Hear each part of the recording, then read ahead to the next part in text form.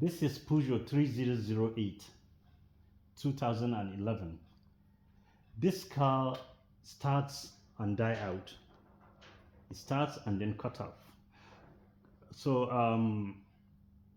what I did was I checked, first of all, checked the fuel filter. I did a smoke test to see if there's a vacuum leak. There was no vacuum leak. I put diagnostic, no fault code, but the car would start and die out. So what I did was I checked the fuel filter, as I said, and then checked the air filter, and then I checked the injectors as well. Still no joy. I replaced the return pipe, which is this. As you can see, this is the return pipe. I replaced the return pipe. Still car doesn't work.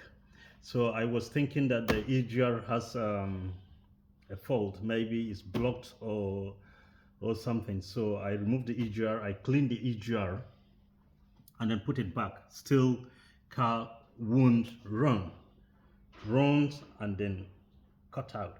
So what I did was I came to this pipe here. As you can see, this pipe, they say the return pipe connect to this very pipe, and this pipe runs through to the fuel to the fuel rail, and then it's got another way another pipe running through the filter and then connect to the tank, going back to the tank.